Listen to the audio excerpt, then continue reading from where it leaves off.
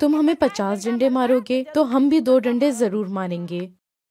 कुसुम green army की एक रुकन है। सिर्फ खवातीन पर मुश्तमिल इस विजिलेंटी ग्रुप का हिस्सा बनने के बाद कुसुम ने सेल्फ डिफेंस की तरबियत हासिल की।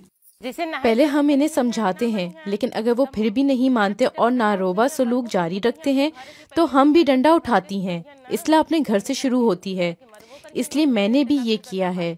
मैं भी घरेलू तशद्दुद के खिलाफ खड़ी हुई। ये ग्रुप भारत की शिमाली रियासत उत्तर प्रदेश के 270 देहात में काम करता है। आज 2000 से ज्यादा खवातीन इस विजिलेंटी ग्रुप का हिस्सा हैं। पहले शुरू से ना बहुत दारू। मेरे शौहर बहुत शराब पीते थे।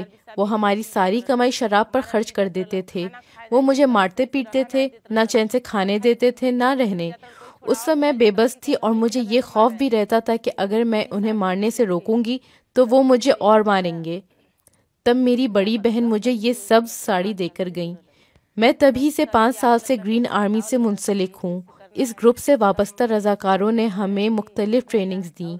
मैं इस ग्रुप का हिस्सा इसलिए बनी ताकि मेरे शौहर सुधर जाएं।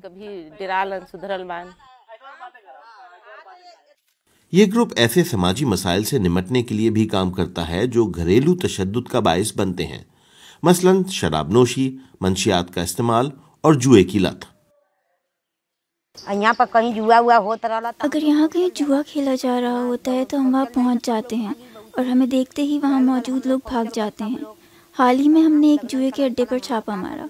हमारे वहाँ पहुँचने पर जब वहाँ मौजूद आदमियों ने हमसे बहस शुरू की तो हमने पुलिस को बुला लिया। जब पुलिस वहाँ आई तो वो लोग उनके सामने हाथ जोड़ने लगे और कहने लगे कि उन्हें जाने दो। हाथ और जोड़ना नहीं बल्कि एकदम का जाने दो।